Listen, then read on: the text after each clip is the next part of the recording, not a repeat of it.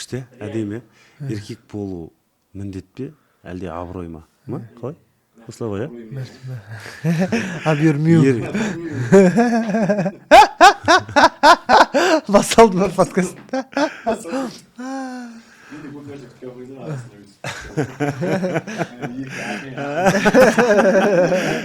Ассалаумағалейкум. Бұл ердің жолы. Жұрттар істеп отырған подкаст, бірақ біз енді еркектерске әңгіме айтамыз. Көп подкасттар, сұхбаттар бәрі еркектің әңгімелеріне келмей қалатындай, біреудің әңгімесін ғайбат болып кететін тұстары бар енді. Соған көңіліміз толмай, орнын дұрыс нәрсемен жабайық деп осындай нәрсе жасап жатырмыз. Жабаламызда, жабалмаймыз да. Өзіміз өзара енді мынандай микрофонсыз күшті әңгімелер айтамыз ғой кейде. Өте қатты таңды атырамыз кәдімгідей. Күнді батырамыз, тоқтай алмай қаламыз. Сол әңгімені осы жерде ел білсін. Осындай Ақболаттай, Ақылбектей, мықты азаматтардың, айтары бар азаматтардың енді біреуге керек емес әңгімелері қалсын деген ниет қой.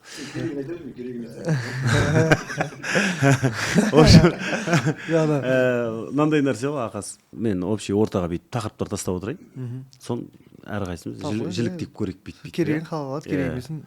Еркек болу міндет пе, әлде абырой ма, мысалға?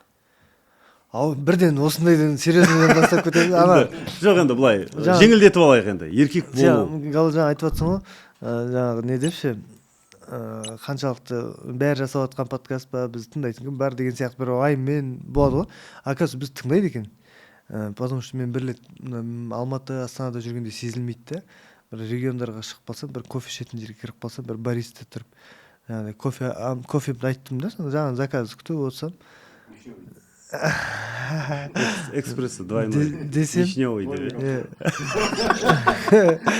десем, ана жігіт жаңағыдай тегін депті да, счет төлейін деп жатсам, тегін бірдеңе, сосын сыртқа шығып кетіп бара жатсам, аға суретке түсіп сосын неғып тегін қылып жібердіңдер, ана-мұны деп әңгіме соғып кеттік. Сол кезде айтады да, бір подкасттарын көріп қалдым дейді да, сол кезде көріп отырып ойлап едім, осы брат келсе бір күн бір андышы өзім жаңағыдай ниеті ғой, Құдай оның ниетіне мені апарып тұр сол жерге, мысалға Оралда кофе ішетін жерлер толып тұр, бірақ сол жерге барып қалып тұр.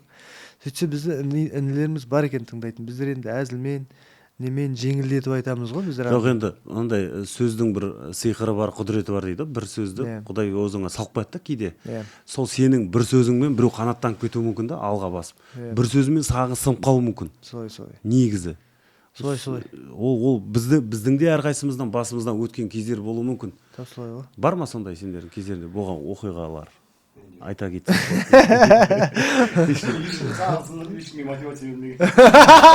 Ешкім тыңдамаған бізде.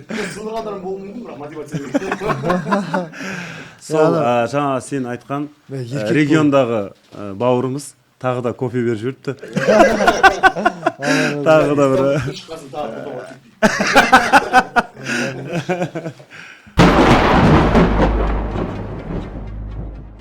Брат, Галюк, шақырғандағынан біріншіден рахмет. Не сендерді деген көрге, жалпы осындайдың басында да кездесуге болады ғой. Бізде шайдың басында көп әңгімені сұрап қылып алдық ше. Ашқаның жақсы болды. Жоқ, әртүрлі жерде кездесек те дұрыс әңгіме соғамыз ғой. Аллаға шүкір, андай біреуді өсектеп жатқан жоқпыз, біреуді ғайбаттап жатқан жоқпыз, бірақ андай анализдер жасаймыз, өмір туралы сөйлесіп қаламыз, осы периодта екенбіз ғой қазір деп қаламыз, айналамызға қараймыз, рисковать еткен жігіттер бар, етпеген жігіттер бар, каждыйның келіп тұрған жерлері бар. Сонда білім ба осы уақытқа дейін алып келген, мінез ба осы уақытқа дейін осындай дәрежеге жетістікке жеткен, неге жетістікке жетпей қалғаны, кейін рисковать еткен жігіттер бар. Соның бәрін бүйтіп анализ жасап қарап айтып жүрік қой осы нәрселерді. Ол өзіміздің айналамызда болып жатыр, бізден талантты жігіттер бар. Олардың қазір енді бір семьялық жағдайлар бар, отбасылық жағдай бар, әркімнің обстоятельствосы әртүрлі, ешкімді осуждать етпейміз, бірақ енді андай каждыйның келатқан жерлерін көріп тұрасың да, сосын анализ жасайсың. Құдай мені өйстіп алып келгенге шүкір деп қалатын жерлерім көп.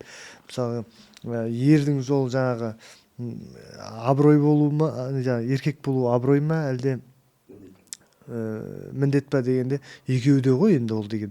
Біріншіден міндетің еркек болып дүниеге келгеннен кейін. сосын отбасың бар, ағайын туысқаның бар, жан жағың бар, әулетің бар. Жас өскен сайын жауапкершілік көп іліне береді ғой. Бұрында тек қана жаңағы сабағыңды оқысаң болды болса, одан кейін жайлап уже жұмыс жасау керексің, одан жайлап шешеңе көмектесу керексің, кейін уже әйел бала шағаңнан бөлек шешеңе тағы да көмектесіп тұру керексің.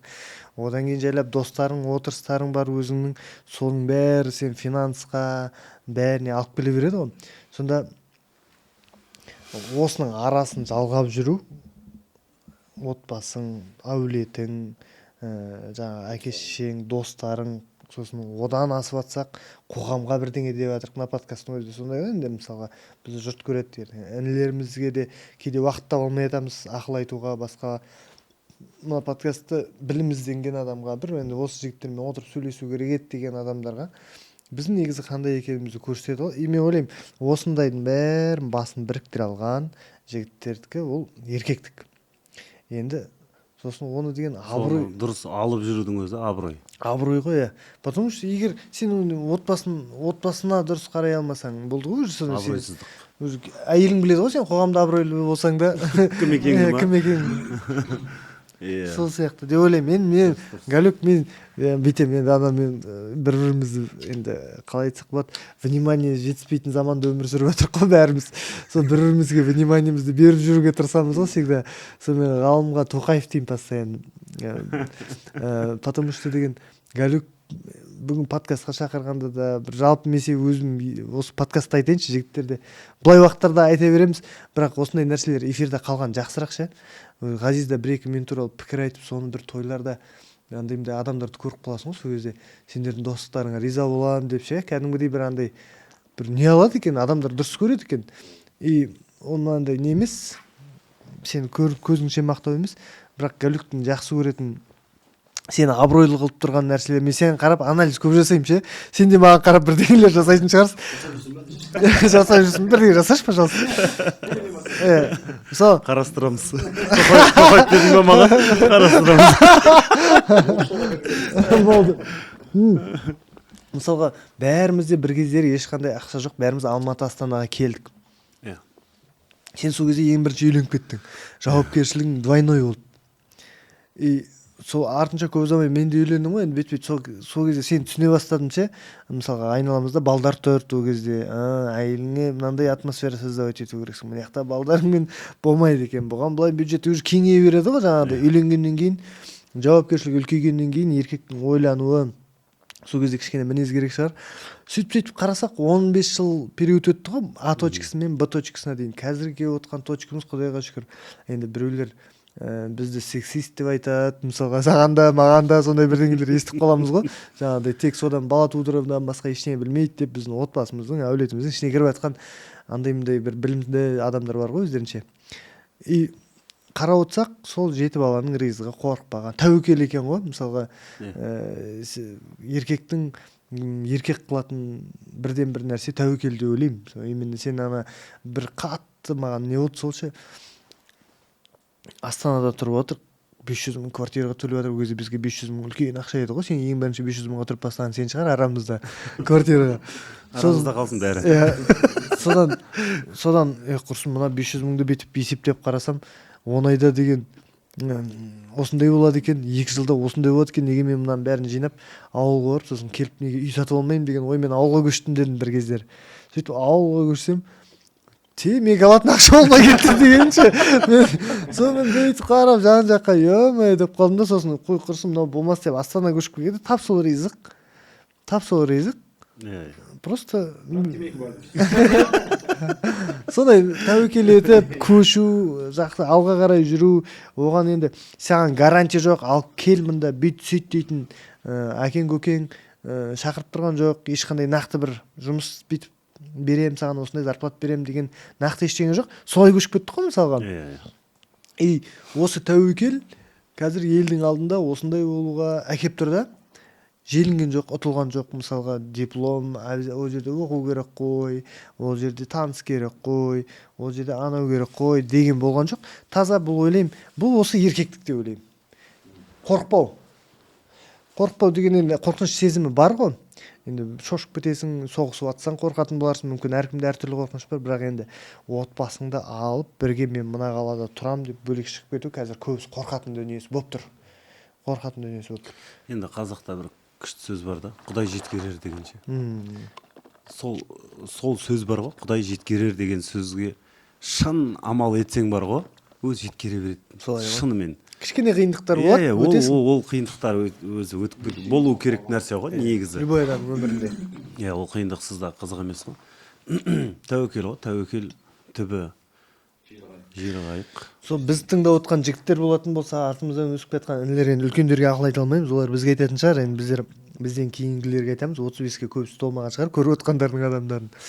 36-да Сол қорықпау керек, алға жүру керек, арманға, мақсаттарға қояды ғой, мысалы адам бір нәрсені армандайды, соны тастамау, лақтырмау керек ол идеяны. Жүре беру керек алға. Қандай қиын болса да, біз 9 жыл бесплатно КВН ойнадық, мысалға 9 жыл КВН ойнадық. И одан біздер деген әлі бесплатно ойнай береміз дейші. Мысалы 9 жыл тегін КВН ойнадық. Соның арасында ризығымыз бет-бет әр жерден айырылды. Келді ғой бір жерлерден. Сөйтіп соның арқасында елге танымал болып, бір жерлерге шақыртулы болдық, бір жерлерде құрметті болдық. Біз ана ризықты ойлаған жоқпыз КВН-ға келгенде. Тек мақсатымыз, арманымыз тұрды, болды. Соған қарай бастық. Соған келатсақ, сөйтіп артымыздан желеп бәрі құрастырылған екен ғой. Бірден ақшаны ойлап қазіргі жастар сондай. Мен соған таңғаламын. Или сондайлар кездесе ма бізге, мобиловтар айтасың ғой, 500 мыңнан бір шығарады саған зарплатаны, андай типа определенный несін. И өзінің бағасын. Қазіргі жастар сондай, мысалы Расул да сондай. Сондай, ақша болмаса қозғалғысы келмейді, анау мынау. Бірақ оған мен түсіндіріп айтам. Балам-ау, бізде бірден жеткен жоқпыз осының бәріне. Сен ғой бірден туыла сала жұлдыз болған. Бірақ арасында болады андай тегін жұмыс істейтін жері болады. Біреуге әйтеуір көмектесіп жіберетін жері болады.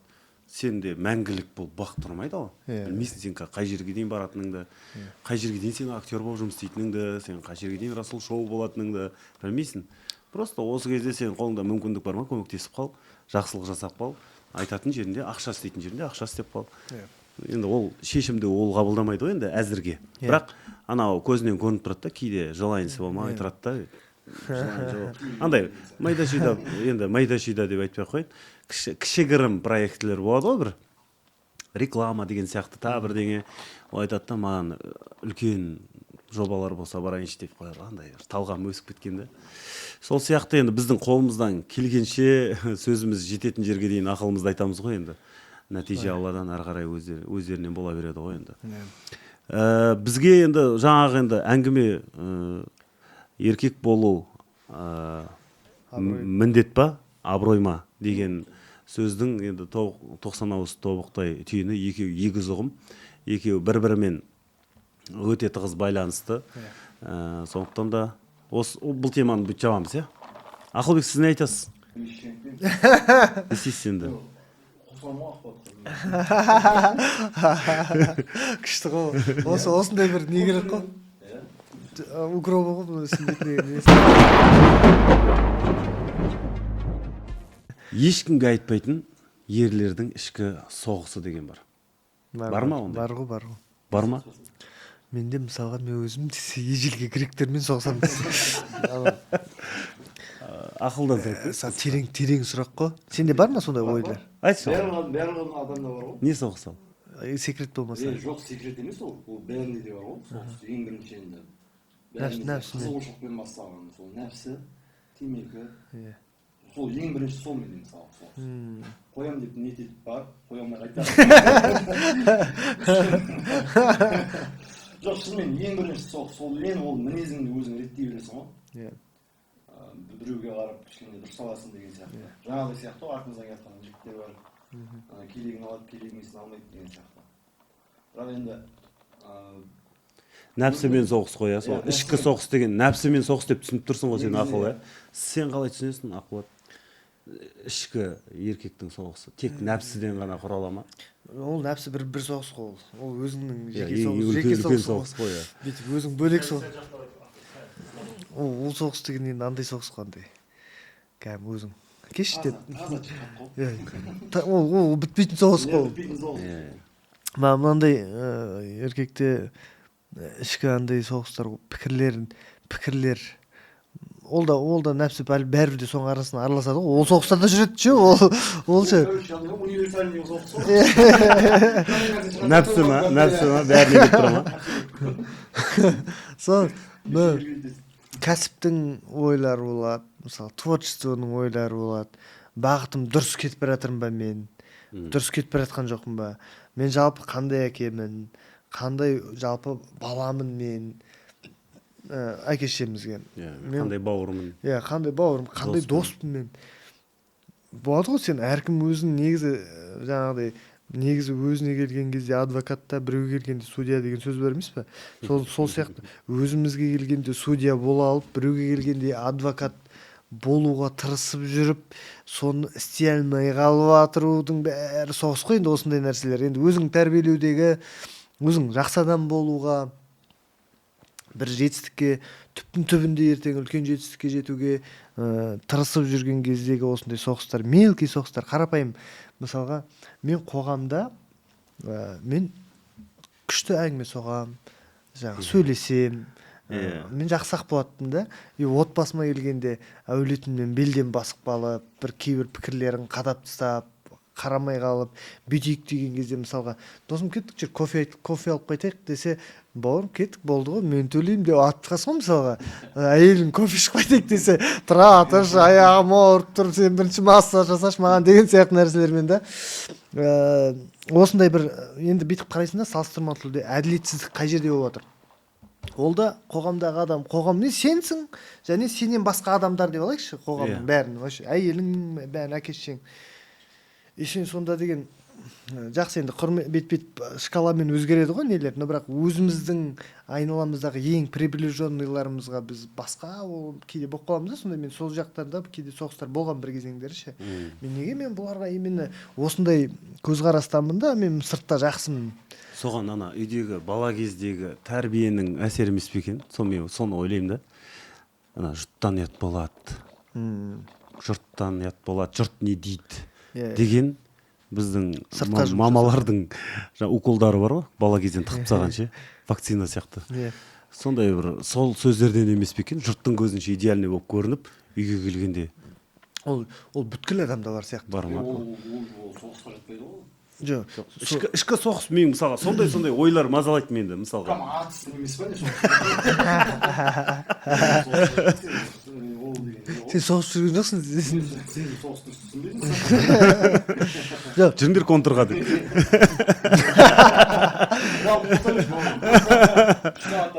Осы мәселелерде мысалға да, мына жерден күшті қазір ой шығады деп ойлаймын. Андай әдеміге жатырық ше.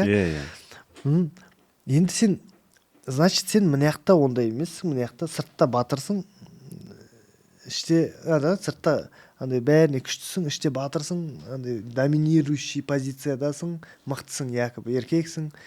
Саған қарап тұрған адамдарға сен үстемсің да, андай. Значит, сен ертең бір басқа бастық болып, Құдай бұйырып саған бір мансап беретін болса, сен де сол отбасың сияқты қиратып жіберейін деп тұрсың бәрін. Егер сен сондықтан сенің сол бастық болатын арманың орындалмай жатқан шығар. Мүмкін. Иә, мысалға. Сен соған лайық емес шығарсың. Сен қыз жіберетін шығарсың ол жерде. Дұғам қабыл болмайды деп өзіңше жаңағыдай деп атасың ғой кейде. Соған сай болмай тұрған шығарсың, может, әлі кішкентай бір нелер. Меккеде бір түрік ұстазбен қазақша білетін бар. Сөйлесіп қалдық та. Иә, достар, умраға барып келді кеше. Алғаш рет сол әсерімен әлі бөлісіп жатыр.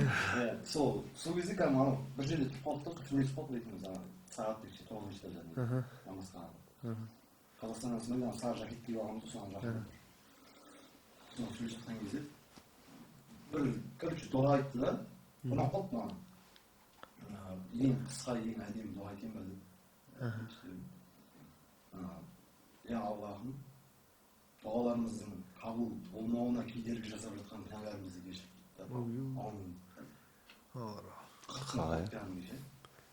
Дұғаларымыздың қабыл болмауына кедергі жасап жатқан күнәларымызды. Қара, мен осы ғой, осы әңгіменің қорытындысы ғой. Оны мысалға бата береді дейді да, мен білемін дейді, Қазақстанда көп болдым дейді да, сол тамақ келген кезде бісміллә деп тамақты бастадым ғой дейді да, сол тамақтан кейін осы дұғаны қалдырмай кету керек деп бата беретін. Сендерде шалдар береді, мысалы оны білемін барлығын. Осы дұғаны тастамау керек. Сосын намаз бітіргеннен кейін де сәлем беріп болғаннан кейін де осы дұғаны дастарханның үстінде міндетті түрде тастамай кету керек. Мынауың ақыл болды, Ақылбек. Мен Мен берем ақыл. сразу бірден содан кейін кеште видеомен шықты да досым осындай дұғаны қалдырмай айту керек. Шынымен ғой? Өте. Әңгіменің точкасы болды бұл. Точкасы болды, иә. Сіз прикол айта білсіз.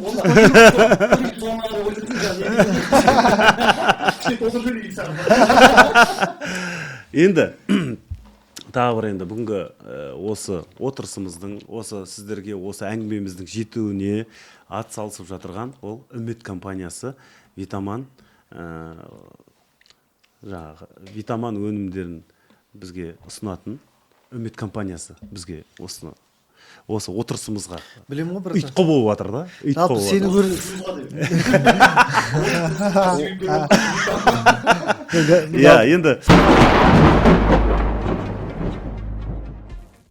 Енді арасында қыстырып қалып жатқанмын ғой, әңгіменің арасында жақсының жақсылығын айтып жатқанмын ғой. Жақсы болды. Жүрмін ғой. Енді жалпы энергияларың қалай жігіттер? Энергияларың. Бала күнгі Ақболат пен Ақылбектің энергиясы мен қазіргі энергияны салыстыруға келе ма? Бұрынғы әкелеріміздің осы жасындағы, көрдік қой, примерно. Жасындағы энергия мен қазіргі біздің жасымыздағы энергия соған сай келе ма? Қалай? Бір рет самолетте отырып отырмын да. Сонымен бизнес классқа қарай алғым келіп тұрады қазір. Сондай бұрында қарамайтын еді ғой, таңдау жоқ, любойын үше береді. Осы жерде бірдеңе айтып жіберейін ба? Романың мынандай бір сөзі бар да. Заманауи шүкірсіздік дейді да. Заманауи шүкірсіздік дейді. Өзің самолетпен ұшып баратсың дейді да, иә? Самолетте кіріп Эйр Астанамен өтіп баратырып дейді да. Бизнес класстағы адамдарға қарап өзіңді бейшара сезіну дейді. Сен таксимен кетіп баратқан жоқсың, автобуспен кетіп баратқан жоқсың, иә? Пойызбен, плацкартпен кетіп баратқан жоқсың. Самолетпен баратсың ғой. Бірдей ұшып барасың адаммен. Бірақ шүкірсіздік та ішіңдегі өзіңді бейшара сезініп қаласың, арқасында эконом. Содан әңгімеңізді айта беріңіз жаңағы. Сон самолетке отырып жатсам, Асхат Тарғын ағамыз отыр екен самолетте. Сон 30-дан енді ыңғайсыздап болдым, яки бизнес класста андай отырғанға сәл андай үлкендер келіп өтіп баратса, біреулер андай ыңғайсызданасың ғой, отыра қойшы менің орныма деген келіп болады ғой андай.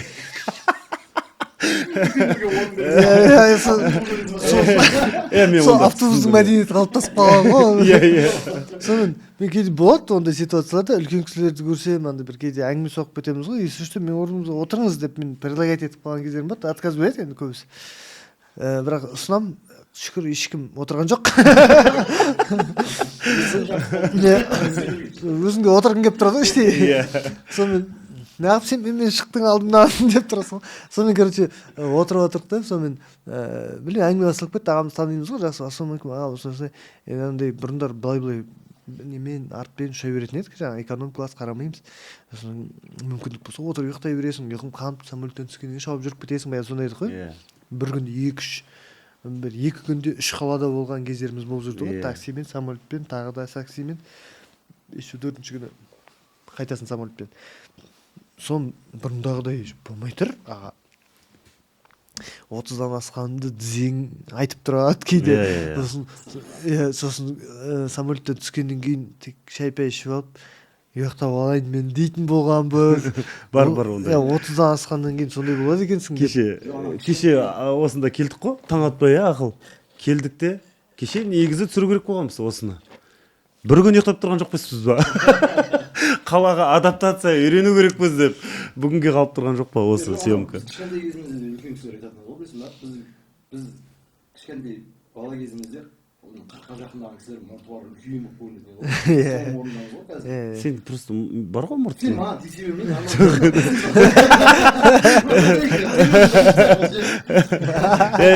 Айта досым.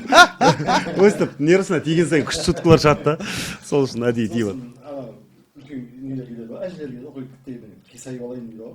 Қисайып алды да ары қарай аттай шауып кетеді ғой негізі. Біздер де сондайға келіп кетіп қой деген ғой. Қисайып па? Мынандай еді ғой, жоқ, видео айтады ғой үлкен кісілер. сен орында болсам ұйықтар едім дейтіндер болады. Қазір соған келіп қалдық ұйықтағың келіп тұрады ғой бір анау құттай қисаймау үшін витамин. Витамин қисайтпайды деп.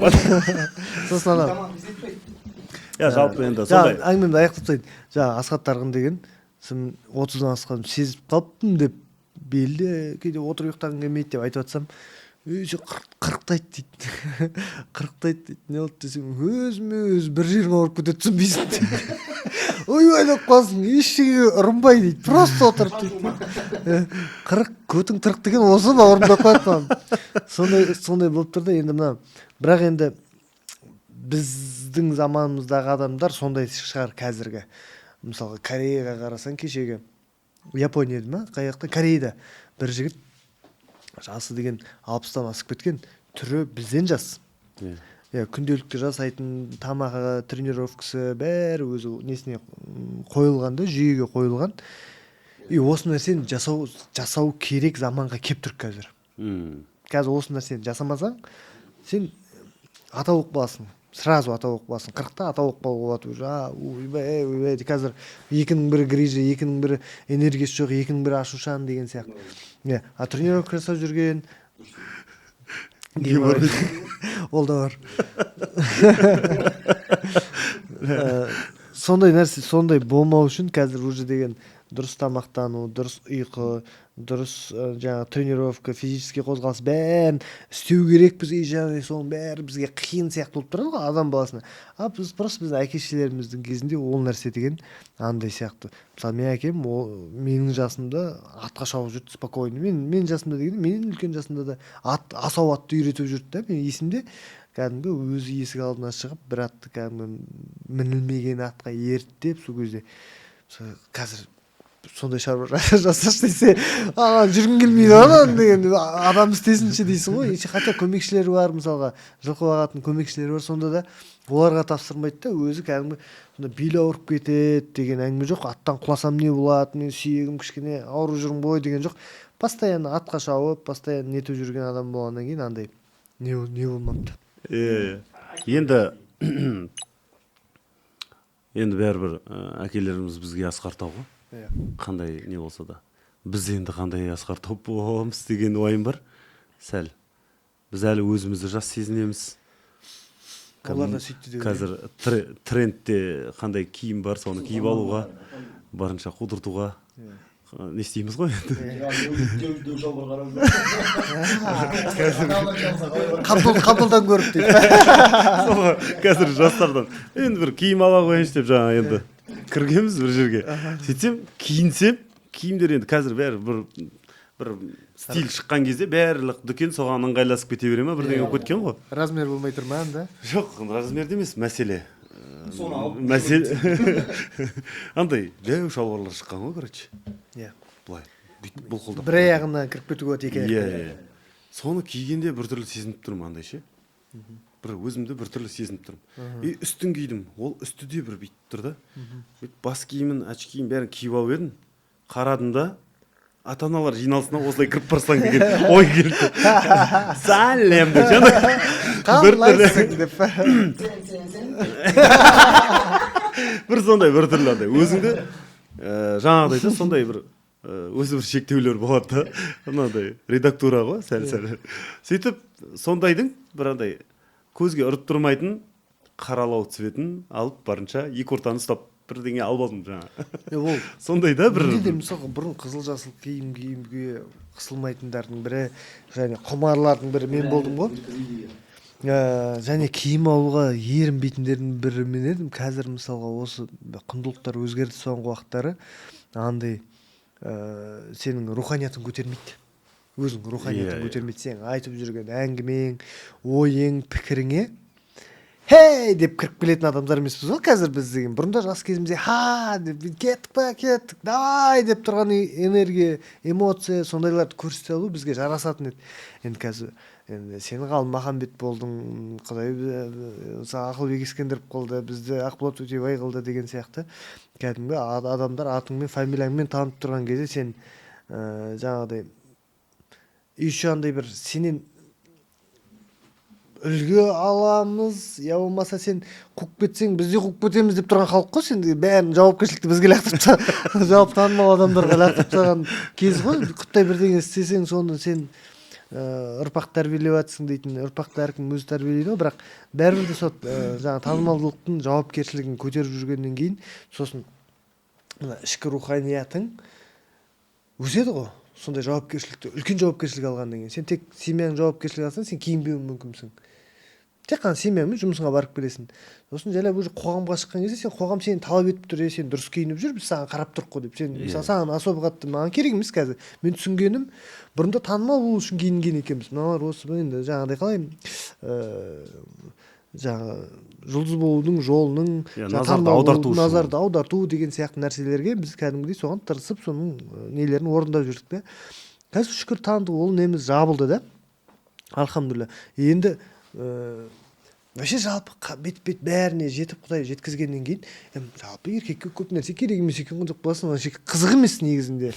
Андай қатты бүйтіп бір жерде өзіңді айырып көрсету, мықты қылып көрсету, бұрындағыдай бір жарысу біреумен. Өзің жұмысыңды білесің, өзің істейсің. Әйелдер болмаса бір андай ана видео айтады, мынау жет, бізге қазір бір-бірімізді сынамаймыз. Қазір сен неге алған? Мен күшті киініп алыпсың ғой деп айта салам. Сен де маған айта саласың. Одан ары қарай енді керек жерлерге киініп барасың ғой, бірақ қызық емес киіну. Сосын сен ана қудыртып тұрған қызыл сары киімдерді сен ішкі руханиятың көтермейді. Айтып жүрген әңгімеңмен істеп жүрген ісің көтермейді оны. Қоғамда ортаңда нете бастайды ғой мынау. Сен мына қараш деп. Ештеңе етпейтін, мына қараш дейді болды. Сонымен сен күліп, мырс. Ол жайлап Қуатжандарға жетеді. Ол ояқпен Шымкент аралап, жайлап сен фотоңды дайректте жібереді. Мына бүйтіп жүр. Сондайлар көп қой енді. Мына көкемдікі жайма дегенде. Бұл неге жасарып кетті? Ғашық болды ма? Сондай әңгімелерге қалып қоямыз. Мынау өз-өзіне қарап бастапты ғой. Аяқ астынан неге үйтті? Не себеп? Деген сияқты нәрсені бастап кетеді. Сол үшін де киіну жағын ойлаймын. Біздер тақырыпта ауырып кетіп, киімге қарай кетіп қалдық. Айырмашылығы ғой енді. Ненің? Пахандармен маған. Пахандармен бізде қазір. Мен өзім әкем марқұм жалпы андай болды. Жалпы андай өзінің шашына қарап қалған, сондай кісі болды негізі. Өзінің денесіне қарап қалған. Біз үйде 4 ағайындымыз. Тек мен шығар қатты спортпен айналыспаған. Қалғанның бәрі спортпен айналысады. Өздеріне әлі күнге дейін сол спортпен байланыстырып тастаған жұмыстарын бәрін. Сол әкеміз де сондай болды. Жаңағыдай. Кешеге дейін сол кәдімгі турник, жаңа үйде брусья несі бар, темірден өзі істеп қойған гантельдері бар. Сол турникпен осы карантиннің уақытында жарысқан кезде ол кісі бізді ұтып алды кәдімгі. Ойлашы? Біз тартыламаған сосиска дейтін еді, сол сосиска болып тұрдық бүйтіп. Деп ше. Сондайда мысалға мен соған қараймын да, біз енді қалай деймін ғой енді. Бірақ неге? Паханға ұқсап кетсің ғой, шашының бәрі жеу, қарай тартып. Енді бәрі ұқсайсың ғой енді досым енді. Баласымын ғой мен дейсің. Басмысың ба? Басмысың. Жоқ, сосын ол гем деген нәрсе, ол бәрібір барады екен да. Мен мысалы спортпен айналыспасам да, қазір Расул айналысып жүр. Бұрын әкем күрескен, ол да қазір күресіп жүр. Екеуінің арасында алтын көпір өткізіп жіберіп па? Әкеммен немересін ұштастырып жіберіп. Осы жерде мен кеттім жігіттер, спорт маған айтпаңдар. Білмеймін, не айтқым келіп тұрған. Ана сен әңгімеңде мен ана қорытынды мынандай тауып алдым ше ішінен. Мысалы сен айтып отқан кезде мен де тоже өзім әкем есіме түсіп отырды, тоже аяқ киімге, жалпы костюмның қырына, шалбардың қырына деген сияқтыларды қатты қарайды да, жаңағыдай тазалыққа. Енді қонаққа барса да бір андай бір өзім мысалы жылқышы болса да, мысалы бір қонаққа баратын болса басқа бір адам болып шыға келеді деген сияқты сондай бір әдемілікке құмар болды жағдай, ондай болмаған жағдайдың өзінде де. И сол нәрсенің кеңінен беріледі деп ойлаймын. Мысалға екеуміз де қазақаймыз ғой, андай неге киімге, неге деген сияқты мына бүйтіп тұратын очки бүйтіп тұрады, қараш деп оны түсініп біз екеуміз сол әкемізден келген шығар деп ойлаймын осындай нәрселер. Мынандай ма? Бүйтіп тұратын очки ма мынандай? Бүйтіп қарастырылады. дәлелмен сөйлейік. Осыған қызығып кетіп тұрып қой енді, алып тұрып қой енді қараш. Қалтаңа салып ала қоясың деп. Сосын деген өзіңнен ештеңе аянбайтын бар ғой. Андай әйелің бірдеңе алайын деп жатса, қанша тұрады екен деп. Шипшарасын көрдің ғой бағана кеше. Басалды ол деп қой болды. Қойшы, сен вообще базарға кірсең кәдімгі апалар сияқты кетесің ғой сен кәдімгі. Ердің жолы емес пе? Кішкене ол жақта бір қарап қояды. Ақшасы бар еркек абыройлы, ақшасы жоқ еркек өкінішке орай деген сияқты бір қоғамда жалпы пікір бар сондай. Ақшамен өлшенеді абырой. Осыған не айта аласыңдар? Ол бар ғой. Қазір бірінші әйел адамдардың арасында көбірек сияқты еркекті ақшамен бағалаушы. Сосын еркектердің де арасында қазір көбейіп жатыр ғой. Шүкір деп айтамыз, қайтып айтамыз. Адамдарды мысалға біздің дос, мен осы нәрсе, осы тақырып бар ғой, өте керемет тақырып бар ғой. Достықтың тақырыбында да былай да негізгі адамдыққа салатын болса, біз мысалға бізді дос қылған не мысалға? Ортада ақша болды ма? Болмады. Болған жоқ. Жаңағыдай өнерді жақсы көрдік. Бірақ ортақ армандар ғой енді. Жоқ, бәріміздің де мысалы неше команда болды?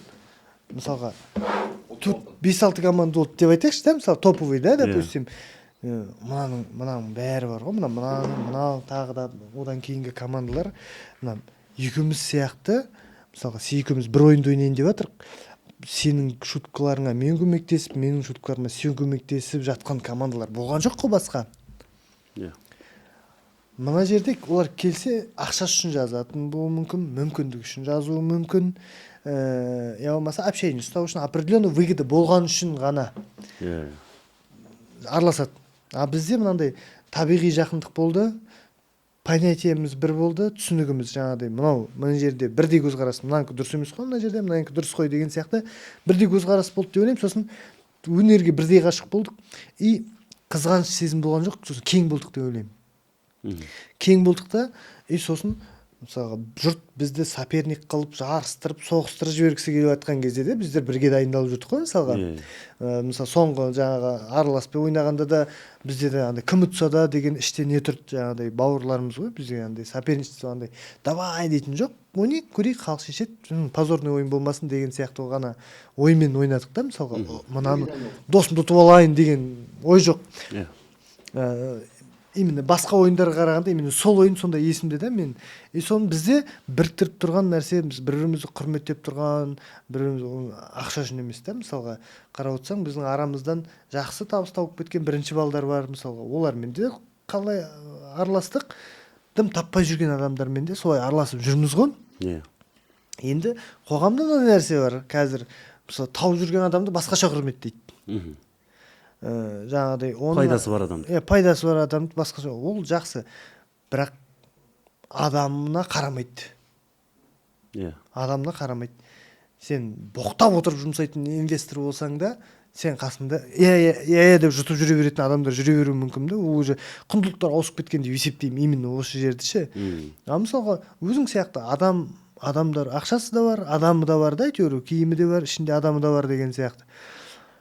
И ол адамның мәдениеті, сөйлеуі, несі жұмыс жасауға приятно істеп тұр. И солай ғана араласу керек шығар деп ойлаймын. Енді әйелдер тарапынан ақша табатын, таппайтын дегенде, енді отбасына жеткілікті ақша базовый жауып тұратын еркек болса, жапсын, істесін. Ол міндеті. Оларды қарны тоқ болуы, көйлегі көк болуы, оны базовый жауып, одан арғай істей алмауы мүмкін ғой. Ол ризық қол дейтін. И оған байланысты бұл дым істемеген жігіт қой, отбасынан басқа. Жұрттың байын қарашы деген сияқты ма? Жұртпен салыстырып бе? Андай тек семьясын ғана асырап жүрген бала ғой, оның уровені сол жерде деген сияқты еткізіп төмен сүруге болмайды. Оны қайдан білесің? Мысалы, оның уровені сенен де жоғары шығар. Просто сенің ризығың құдай басыңа жазып қойған ризықты жек жатсың да. И өзіңді умный санайсың да, біреуді төмен сүресің да. Қоғамда осындай андай не бар, ақшамен жаңағы көтеріп қояды, түсіріп қояды деген сияқты.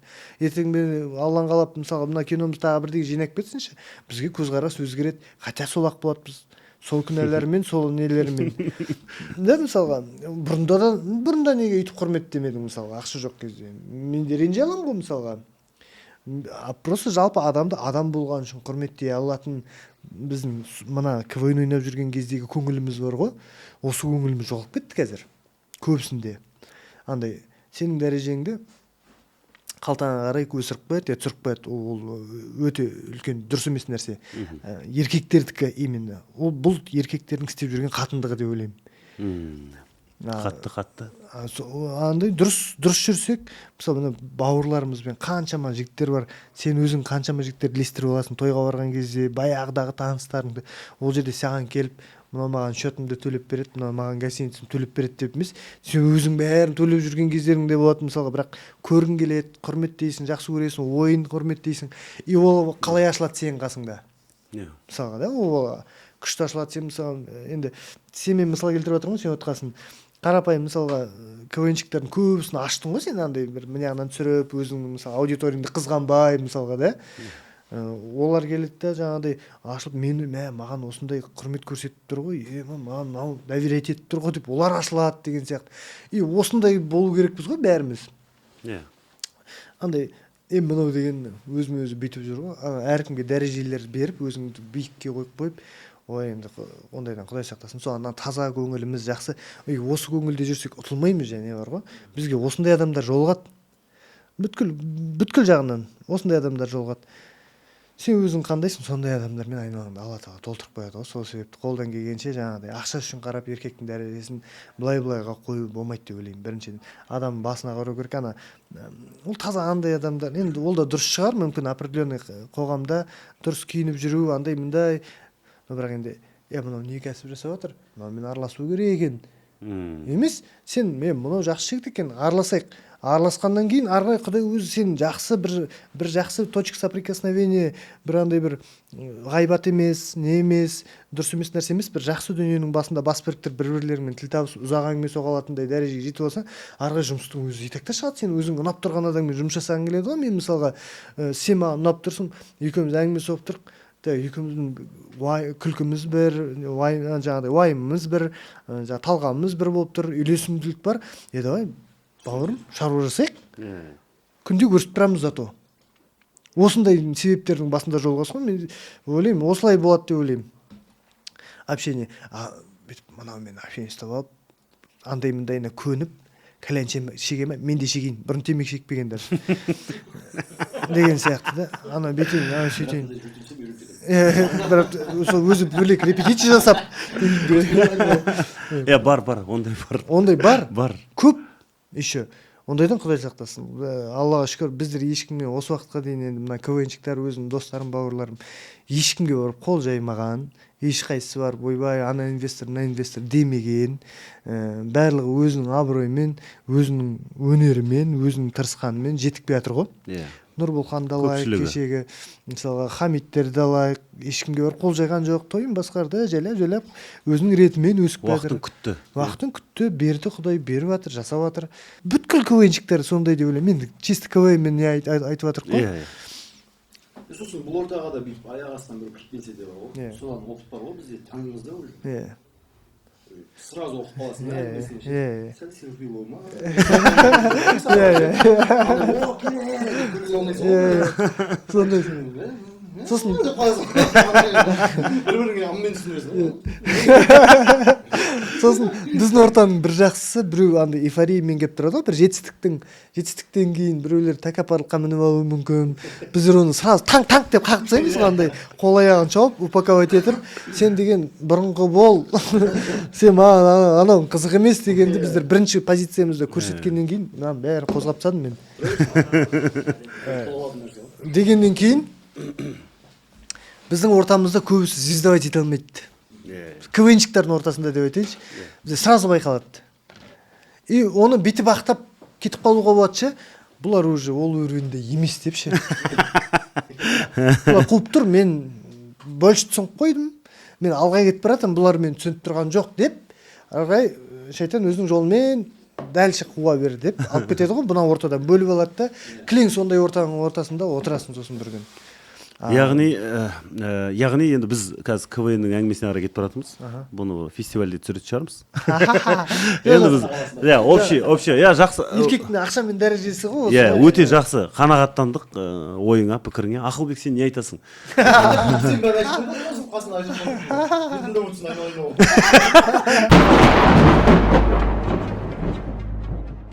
Мықты еркекте жылайды дейді. Не айтасыңдар, жігіттер? Жігітте жылайды дейді. Кей кездері жоқ, барлық кезде емес. Кей кездері еркекте жылайды дейді. Неге жыламайды, жылайды ғой. Жылайды ғой. Мысалы, сенің келіп біреу ақша сұрайды. Бар бірақ бермейді. Неге жылап тұрсың?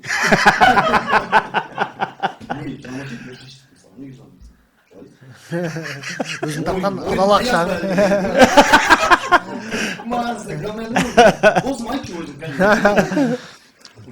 Мысалы, әкеңнің айналасында төңірегіндегі әңгіме, мысалы кешеде Нұрболхан біздің неге интервью беріп отырып, алло деп кім бір мүмкіндік берсе, любой кез келген адамға хабарласуға, кімге звондар едің деген кезде ол да айтып жатыр да, әкеме звондар едім, осындай кино шығып жатырғанына, осындай болып жатырмын, режиссер болдым деген сияқты нәрселерін, андай бір жетістіктерін әкесіне айтқысы келіп тұрған нәрсесімен айтып жатыр. Көзіне жас алып жатыр да, енді ол да бір, енді Нұрболханды осыдан еркек емес деп қалай айтасың, мысалы, ол да деген шын сезім, шын андай бір сағыныш деген сияқты нәрселер кімде болмайды.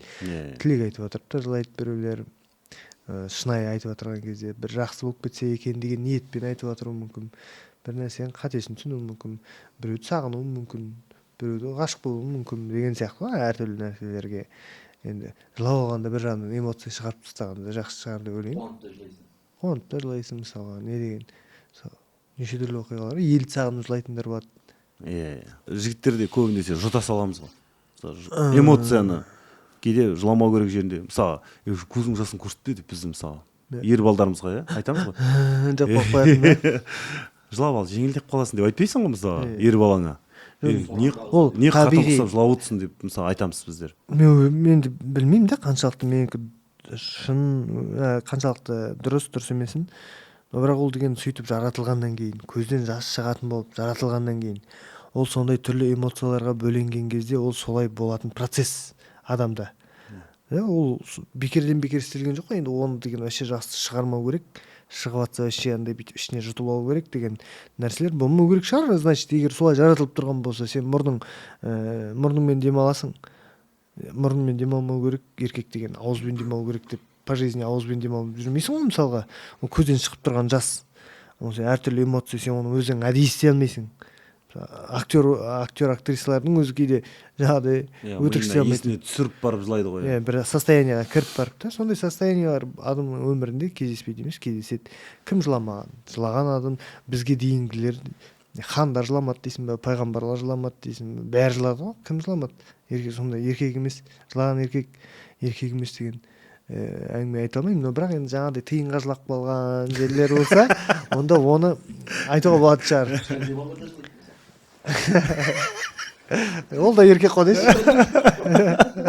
Оны просто шайқап тастайсың деші.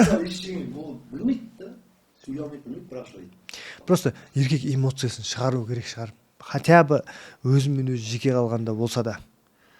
Әйтпесе эмоциясын жұтып ауру боласың ғой бір күні. Ауру боласың. Сол үшін ғой еркектер аз өмір сүретін деп ойлаймын. Әйелдің әңгімесін бір жұтады, жұмыстың әңгімесін бір жұтады. Жұтып соңында деген бір жерден тешіп жатады. Одан да лучше жаңағыдай аккуратно, егер конфликт болса шешіп алған жақсы. Егер мұң болса біреуге айта алатын адамға, болмаса құдайыңа кәдімгі бір андай бір шер тарқатып өзің андай бір босату керек сияқты да, потому что адам әйтпесе бір негатив болып кететін сияқты деп ойлаймын адам. Сол уға айналады да, ол жан-жағыңа шашасын сол уды. Ондайлар болады негізінде. В общем, жігіттер тағы бір нәрсе бар. Енді көп жігіттің басына келетін нәрсе сынақтар. Күтпеген сынақтар, сынып кететіндей сынақтар, ойламаған жерден келіп қалады кейде. Сондай бір сынақтың кесірінен сынып кеткенін қаншама жігіттерді көріп жүрміз, еркектердің. Сондай сәттен сіздерді не жігерлендіреді? қалай шығып кетуге болады? Мысалға болады ғой бір Ақылбектен бастайық. мысалға Ақылбек, мысалға болады ғой ондай өмірде. Еркектер жылайды десеңші. Еркектер жылайды. Ошол серьезно айтайын. Давайте. Жақында ғана сол басымнан өтті негізі. Осы бір жаршылықтың көлемінде, өйткені мен осы 2025 жылы емес па? Мен 3 мезгілмен өмір сүрдім. Жаз білмей қалдым десең. Қарай, календарда. Көктем сразу күз. Жаз жоқ. Сондай бір енді сұрақтар бар енді по-любому. Бірақ мен ол жерде неден жігерленесің дегенде просто қамшыладым да өзімді, шынымен. Мен өйткені Қызылорда тұрып қалдым, ол жақтан андай мен өздерімнің Сендер уже қамшымен кірісіп кеткенсіңдер ма? Саған витаминді бермеу керек еді. Сосын сол енді Алланың қалауымен сосын енді досым умра сыйлады ғой туған күнінде. Ол көктем уже май. жаз жоқ. Үш ай жоқ. Ишсіз. Баяғы жоқ. Үйін жоқ, баяғы үйін жоқ. Ағайын алдын жоқ. Сосын енді ойлар келді сосын. Алла енді өзінің сүйген қолына сынақ береді ғой негізі. Жақсы көретін қолына. Сосын енді жақсы көретін өзінің қолын шақырады Меккеге. Сосын мен Меккеде жүрген кезде жылағаным. Мен по-любому Алла жақсы көретін жаңа деген ойға келді. Маған сынақты беріп, еще шақырып тұр. Бірінші негізі сол жол болды сияқты. Негізіне алатын. Бірақ енді сол екеуінің ортасында жаңа мен неден жігерленесің деп жатқаным сол өзімнің жаңа қамшылағаным ғой. Давайте қойып тұрайын. Ең біріншісінде тойып тастау керек болды ғой маған. Өйткені тойға қалай шығамын? Солай жаз. Содан жаз жоғалып кете береді. Тойдың сезоны жаз емес па? Жаңа бәлекеттердің бәрі келеді. Сонымен тойды қоямын емес, сразу айтпаймын. Той менікі емес. Жүргіземін бірақ арасында. Бірақ бірінші тойды қою керек дедім. Сылтау. Сылтау емес ол, таза сол. Жоқ, орта ғой. Орта влиять етеді ғой. Енді сөйттім да сосын.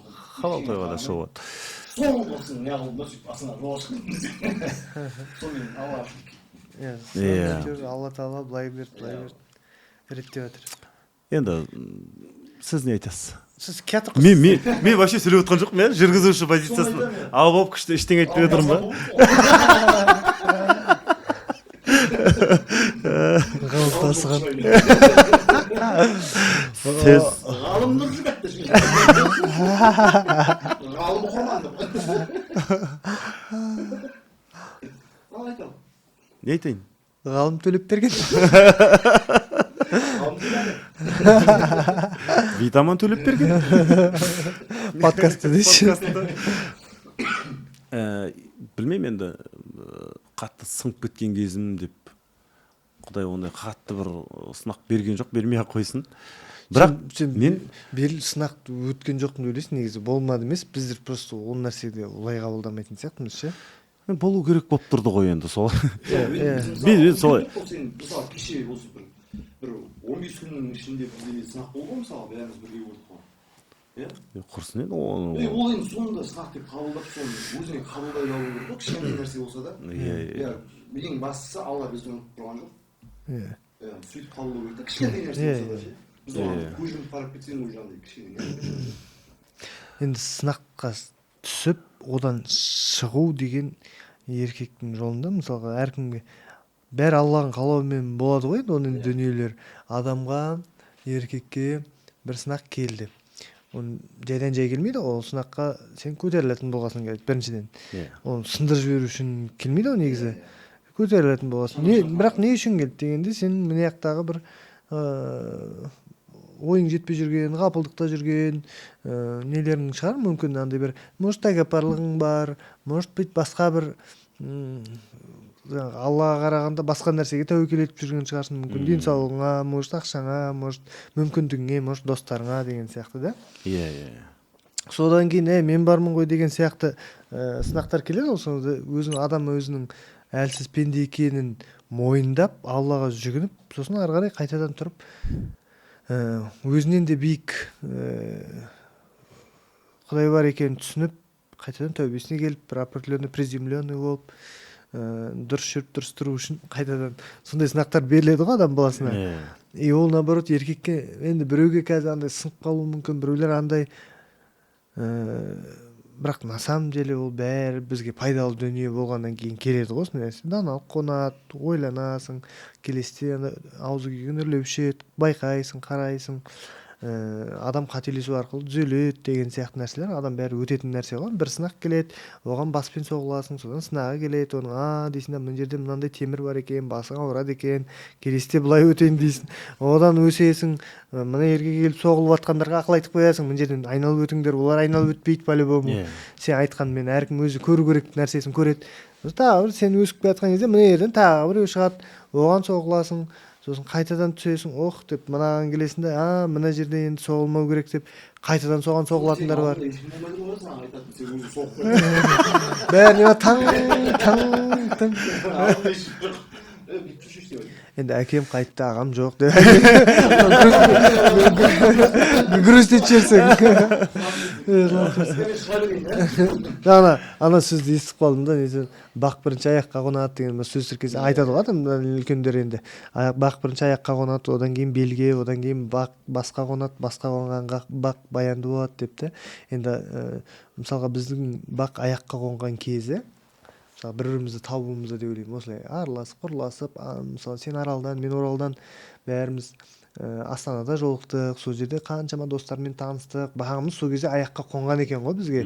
Есін ағамен таныстық, Тұрсынбек ағаларымызды көзбен көрдік, жақсы көрген адамдарымызды, Қоянбаев деген сияқты сондай кісілердің барлығын жақсы көрген адамдарымызды жаяу жүріп анда-мында қыдырып дос таптық, аға таптық, бауыр болдық.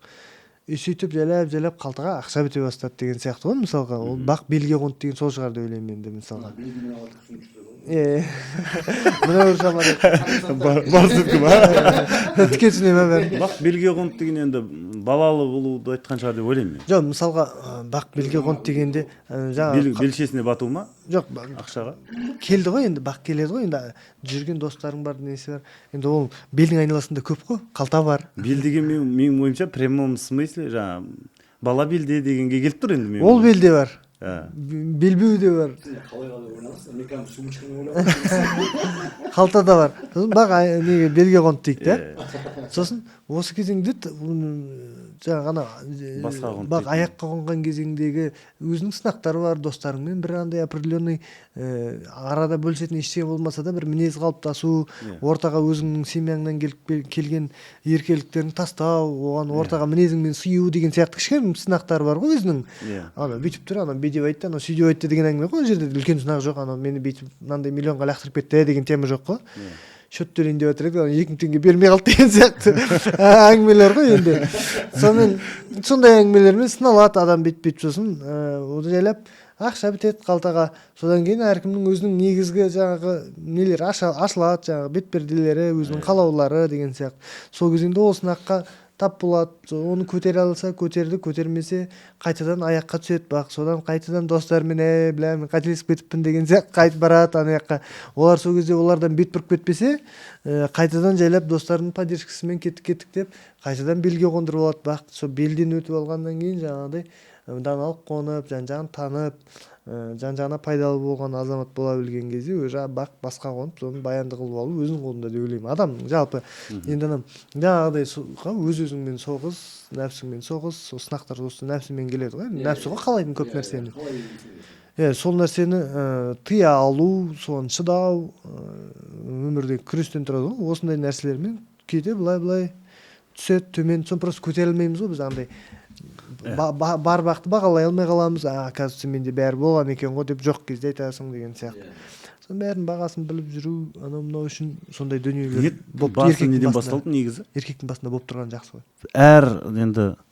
Әр сынақтың артында, қиындықтың артында, екі жеңілдік бар дейді да, бір қиындықтың артында екі жеңілдік бар деген. Біреу 50% Иә, екі жеңілдік бар дейді. Соның бірі бізде Шилажит десең компаниясына жеңілдік Шилажит өніміне жаңағы 50% жеңілдік жүріп жатыр. Соны иә, мынау короче мармелад ақас. Бұл нағыз қазіргі біздің Бұл не бұл сонда? бұл короче Гималай тауларындағы 19 адам баспаған таудың басындағы шөптер, өсімдіктер. Сондай пайдалы минералдардан тұратын. Соны мармелад удобный, заманауи қылып жасаған.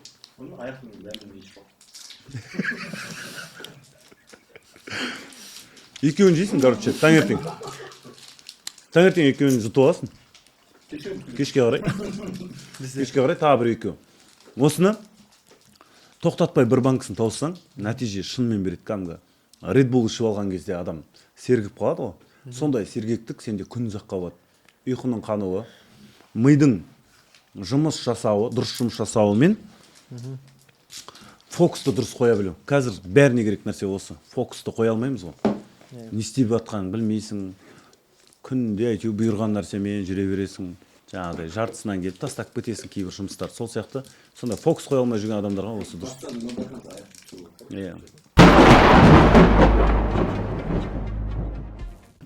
Қазақта мынандай керемет сөз бар жігіттер, білесіңдер. Қазір енді бізде 30-дан асып 40-қа таяп қалған жігіттеріміз. 30-да орда бұзбасаң 40-та қамал алмайсың деген бір стереотип па, бірдеңе бар да, короче. Әңгіме бар осы осындай. Енді осы әңгімеге 30-дағы жігітте ереді оған, қоғамда соны талап етеді. Әсіресе қыздар 30-дан асқан 40-қа таяп қалған жігітке, я үйі, машинасы, жұмысы тұрақты емес болса, оған уже тимейді. Мынауың тұрақталмаған адам, бұған қалай мен бар өмірімді аманат етем деген сияқты ой болады. Енді бар ғой, біздің құрдастарымыз бар ғой, кейбір үйленбеген әлі, тұрақталмаған. Осы әңгімеге не айтасыңдар? Экранның ар жағында да бізді көріп отырған сондай жігіттер бар шығар. Сол сөз көп адамды сындырып жібермей ма?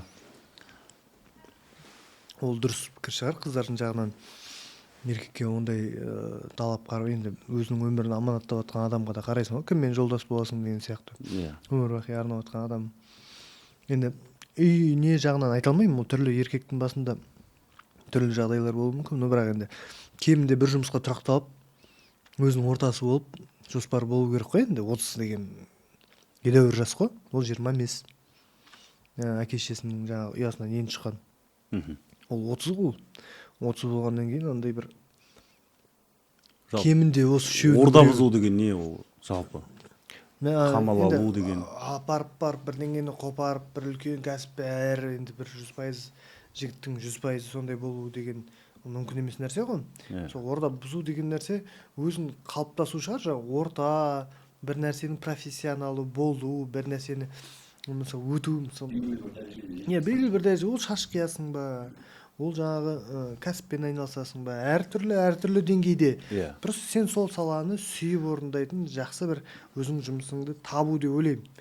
Содан кейін сен ол жұмыста айналысып отқаннан кейін сен ризығыңда бола береді, ой такты жақсы көріп жасап отқаннан кейін. Соның ол шеберіне айналасың, мынандай нәрсе ғой, мысалға сен 30-ға дейін, 20-ға дейін сен әртүрлі жұмыс жасап, мамандығыңды, қабілетіңді тексеріп көресің. Сен уже 30-ға келгенде 10 жыл ғой енді. 10 жылдың ішінде сен нақты мысалға Нұрбек тракторист деген сияқты жаңағыдай контактіге сақтаған кезде кім екеніңді белгілі болатындай болу керек қой, сонда жаңағыдай деп ойлаймын. Бека Шаштараз деген сияқты біреуді сақтап қоятындай бір нақты бір маманның иесі болып 40-қа келген кезде қамал алу деген соның шебері болып елге сол мамандығымен ақыл айта алатын адам болу керек деп ойлайсың ба? Мен солай ойлаймын. Бека Шаштараз дегенді 30-да орта бұзаған кезде жазасың ғой. Бека Шаштараз деп. Қамал алмаған кезде Бекарға Шаштараз деп.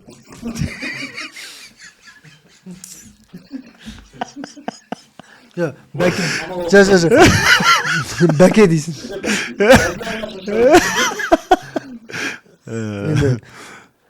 Солай шығар деп ойлаймын, потому что деген енді бәрі бірден қопарып тастау деген 30-да ана орда бұзбаған дегенді ана үлкейтіп алады ше. Алыстатып жібереді да. Мен 30-дамын ғой, дым істеген жоқпын ғой деп көбісі ойлауы мүмкін да.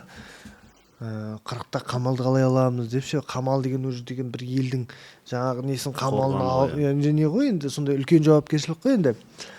Енді осыны сол дәрежеде түсінетін және сол дәрежеде жасап жүрген адамдар бар.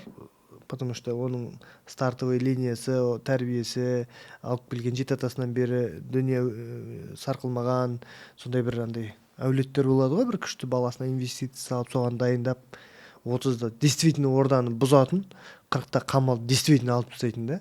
Енді сосын жаңағыдай өзіміз сияқты қарапайым адамдар бар. Мысалға біздер кеше ауылдан шықтық та. Біздің Астанаға келіп КВН ойнауымыз, осы жерден халыққа танымал болып, осы жұмысты мен профессия қылам деп нақты міне қылып келатырмын. Қылдым дегеніміздің өзі орда бұзу деп есептеймін. Деп ойлаймын. Содан кейін осы опытпен бетік келатырдық та. Енді былай қарап отырсаң, біздер ол кезеңдерде ордан бұздық деп есептеген жоқпыз ғой мысалға.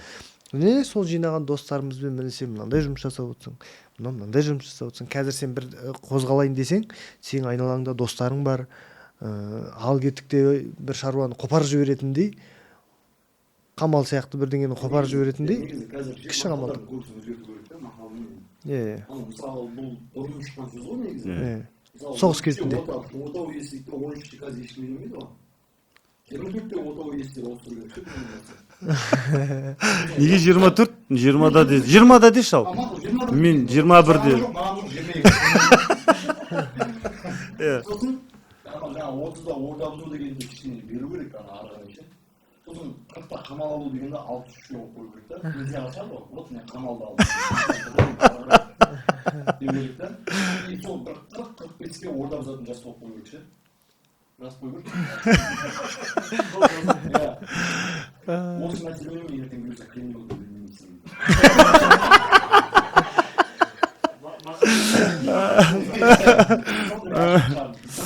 Сол просто мен жігіттерге айтып отқаным ғой, 30-да келіп мен үйленбедім, мен мысалы машинасы бар, бірақ үй жоқтар бар, мысалы жұмысы бар.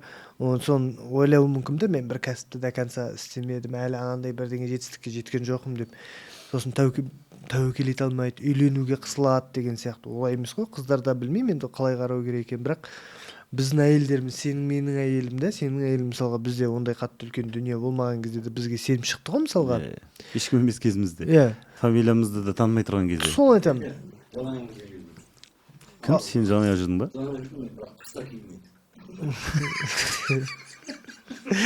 Аяғын тоңды ма? Содан ғана аяғын сыз өтіп. Біздің мінезімізге сенді, мынаудың қолынан келеді, мынаған сенуге болады дегенде тани алды ғой бізді. Өткен жоқ, просто басы кетіп қалды ғой біздің қатындар. Қатты краш болдық қой біздерде.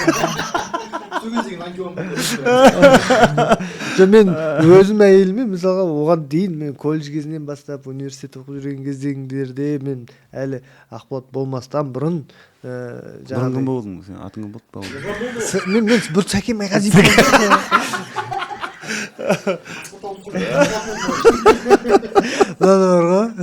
Ердің жолы емес, ердің приколы деп. Еркен ермегі де.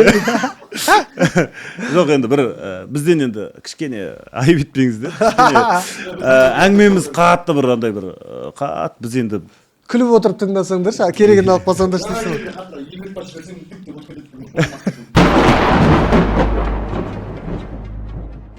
Осыны қорытындылап тастайық. Негізі мынау 30-дағы қазіргі біздің құрдастарымыз, 30-дан асқан құрдастарымыз бар, інілеріміз бар, 30-ға келіп отырған, 40-қа таяп қалған ағаларымыз бар, жалпы замандастарымызға бір кеңесімізді айтайық жалпы.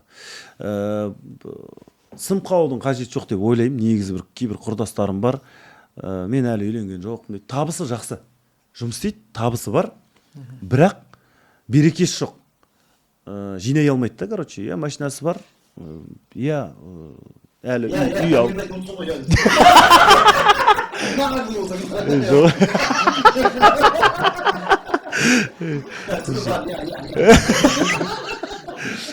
Жоқ,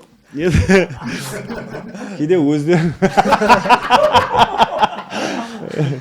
жоқ жалпы да сондай қазақта сөз бар ғой бас екеу болмай мал екеу иә мал төртеу болмайды деген сондықтан да үйлену Мал керек үшін үйленбеңдер.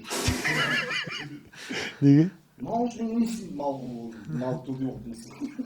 Бала мал деп тұрмын, сонда не істейді? Байып деп тұрмын, не істейді? мал деген ақшаны айтады ғой Иә, сенің ақшаңның берекесі кіреді деп тұр ғой жеңе аласың дейді ғой енді, қасыңда өмірлік серігің бар деп тұрсың ғой короче да.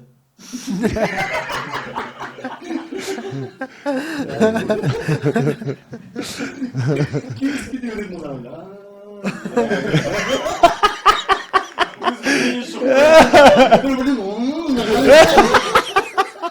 енді ашылған бітейін деп жатқанда енді ашылған осыны үзбей әдемі жатыр.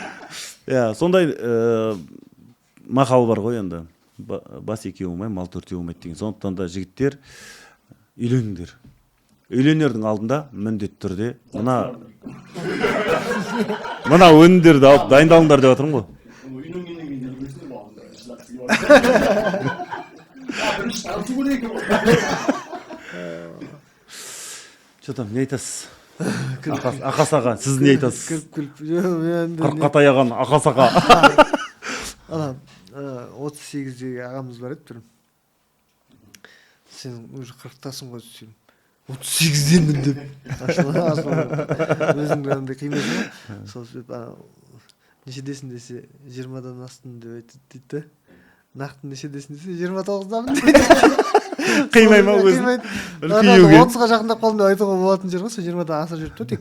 Сол сияқты анау кеше бір сөз оқып қалдым.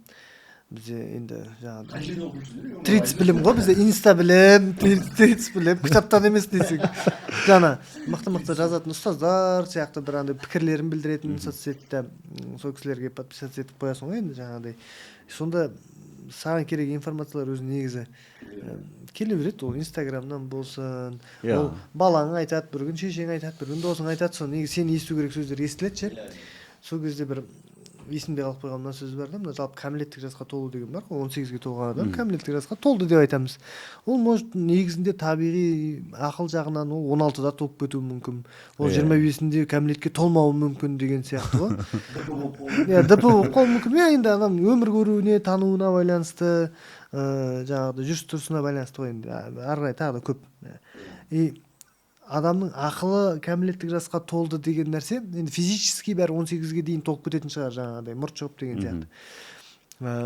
ақылы кәмелеттік жасқа толды деген сөздің қалай білеміз дейді да біздер ақылы кәмелеттік жасқа толған екенін сол қолына үлкен ақша берген кезде орнымен жұмсай алатын кезеңде оны ақылы кәмелеттік жасқа толды деп айтуға болатын шығар дейді да біреудің ойын пікірін білдірген ғой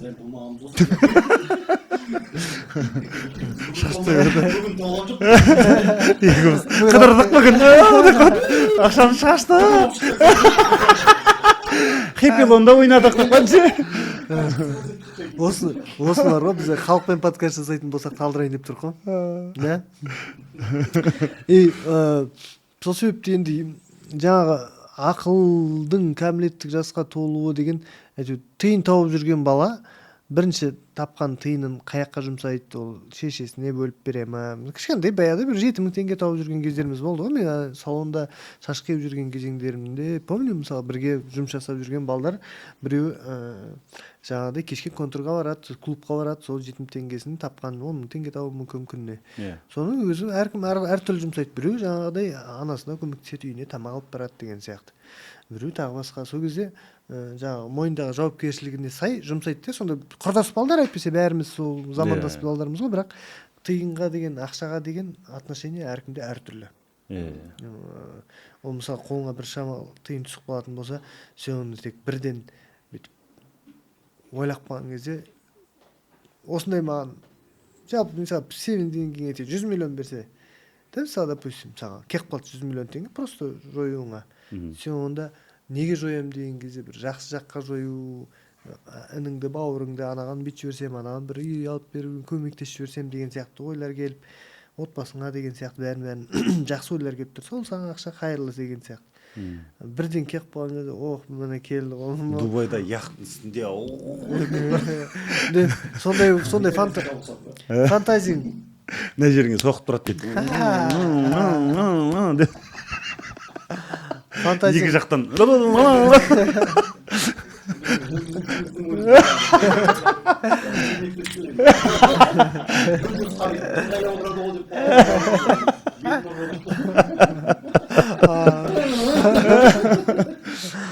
фантазияң қай жаққа алып барады сол кезде сені?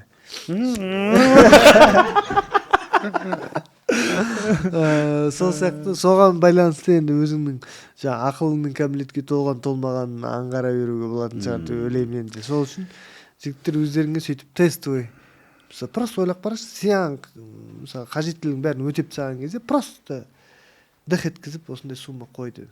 Әркім өзінің деңгейінде. Кім қанша армандап жүр. Біреулер миллиардтар, біреулер миллиондар. Соны бере салған кезде сен қаяққа қарай қойын деп тұрсың ба? Әлде дұрыс бағытта жойғың кеп тұр ма? Сол желаниеңді көр. Содан кейін біле бер, саған ол ақша қайырлы ма, қайырлы емес пе? Сен қуып кете беретін болсаң, андай бәрін жоғалтып, Алланы тапсаң не жоғалттың? Бәрін тауып, Алланы жоғалтсаң не таптың деген сияқты ғой мәселе бұл жерде. Сол сияқты енді өзіңе өздерің тест жасап көріңдер.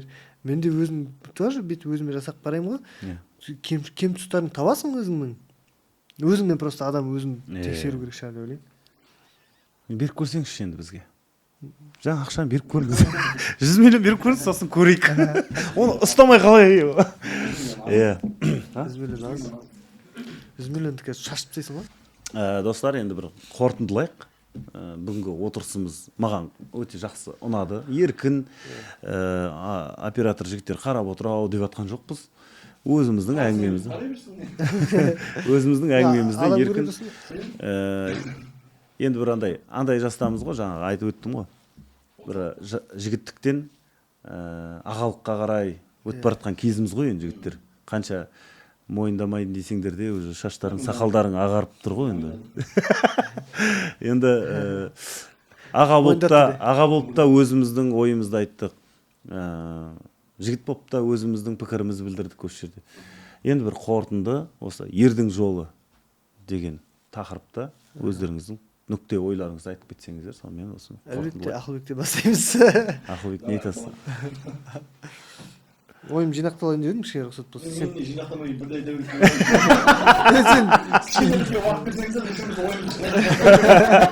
Сен жалпы ой айтып отқан жоқсың ғой, айта берші бірдеңелер.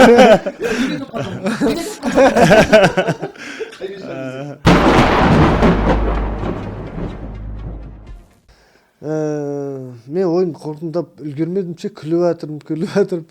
Күшті болды, бірақ бағдарлама вообще жолыққаныма қуаныштымын. Бүгін бағдарламаға келгенде бұл енді қалай көрермен енді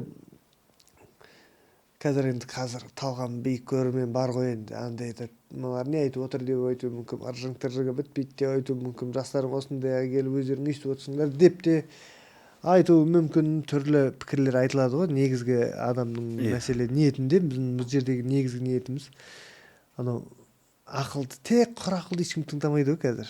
Жалпы біліп өткен жерлеріңді, бір айтып отқан кеңестерді күліп отырып айтпаса, сонандай бір өзіне қызық қылып дәрі беріп жатсаң, артынан мед бер деген сияқты нәрсе сөз тіркестері бар ғой, сол сияқты. Дұрыс әңгімені тыңдап отырып, арасында күліп отырып, уақыттың қалай өтіп кеткенін білмей, деп есінде қалып қойған форматтар жақсы ғой. Андай серьезный жерлерге барғысы келмейді де адамдар. Қазір имекеңдердің өзі уағыздың арасында прикол айтады ғой. Өткенде сол имекеңдермен бір отырыста айтып жатырмын ғой. Әзілдеп жатыр да, сосын айтып жатырмын, имеке, сіз енді әзіл айтпай қойсаңыздаршы деймін да. Әркімнің өзінің жұмысы бар ғой, біз өзіміз айта берейік әзілді. Біздің жұмысымыз ғой деймін да. Ертең біз уағыз айтсақ, мына қоғам құриды деп жатырмын. Әркім өзінің орнында болсын деп жатырмын ғой. Сол сияқты енді бүгінгі жалпы айтылған бізден шыққан пікірлерден, ойлардан керектеріңізді аласыздар. Абай атамыз айтқандай, керегіңді ал, керек емесің болса өтіп кете берсеңіздер болады. Енді осы менің шақыртуыма келісіп келгендеріңізге рахмет. айтары бар азаматсыздар ғой енді. Елдің алдында ердің жолы бағдарламасына елдің алдында жүрген Ақылбек пен Ақболатқа алғысымызды білдіреміз. Өздеріңізге ұнаған жерлері болса төменге жазып кетіңіздер. Келесіде тағы да қандай қонақтарды көргілеріңіз келеді, оны да төменге қалдырып кетіңіздер. Келсе, ойлашы, Уилл Смит келсе, сөйлесе алмай бачтоп, Google переводпен бүйтіп отаң. Мынандайдың вообще мықтысы бар менде десе. Аға, қалайсыз? Вообще аударып бүйтіп отаң. Бачтоп. Хамиттің ана несі бар біз, баяғыда ана бізге бір оқып берді ғой, абай атамыз, жаңа абай атамыз деп айтатқан ғой, сен де бір кірпіш дүниеге кетігін таптап арқалан дейтін. Сол ана тәпсірлеп берген жоқ па сол өлеңді бір рет? Басы қалай еді? Әсемпаз болма әрнеге, тетігін таптап арқалан. Жоқ, өнерпаз болсаң арқалан, басына айтайын. Арқалан дейді. Әсемпаз болма әрнеге, өнерпаз болсаң арқалан. Сен де бір кірпіш дүниеге кетігін таптап арқалан деген, мысалы бет-бет зудыратып таппақ құсап оқып шықтық қой. На самом деле сол еркектерге айтылған әңгіме шығар енді. Әсемпаз бол, әр нәрсеге қызыға берме. Әр нәрсенің басын шықып, бір жұмысқа тұрақтал, бір қалыпты бол, әртүрлі бола берме, қызыққанға көрінгенге шаба берме, қызылдар жасыл дүние сені алдамасын, тұрақтал деп тұр ғой енді. Содан кейін өнерпаз болсаң арқалан, қолыңда бір іс келіп тұрса, шаруа келіп тұрса, сен жауапкершілігін көтер, халықтың пайдаңды тигіз халыққа, оны жаңағыдай. Одан кейін сен де бір кірпіш дүниеге кирпич деп тұр ғой енді. Қызыл. Күйдірілген. Жатпайды. Сен де бір кірпіш дүниеге бір стенаның бір шолып, үлкен жаңағы бір ел, Қазақстан деген ел болатын болса, соның забор болса, соның бір кирпичі болып тұр деп тұр ғой, пайдаға асып бір жерін тіреп те. Бәрін сен болмасаң да, қақпасы болмасаң да, өзің орныңда тұр. Ол фундаменттің бетінде тұрасың ба, ол ең үстінде тұрасың ба, қай жеріңе дейін белің шыдайды. Сол жерге дейін тұр, кетігін таптап арқалан. Болды. Осы біздің еркектің істейтін нәрсесі. Өзіңнің қолынан келмейтін дүниеге секіріп мен жасай алам деп. Жасай алмайтын дүниеңді жаңағы беліңе көтерілмейтін шоқпарды байлап, я болмаса істей алатын жеріңде істей алмайтындай болып, сенімсіз болып, тәуекел ете алмай, қорықпай алға баса бер деген әңгімені осы абай атамыздың сөзімен тәмамдаған дұрыс болатын шығар деп ойлаймын. Өте әдемі. Рахмет. Рахмет аға. Сау болыңыздар деп. Сәлеметсіздер. Аман болыңыздар.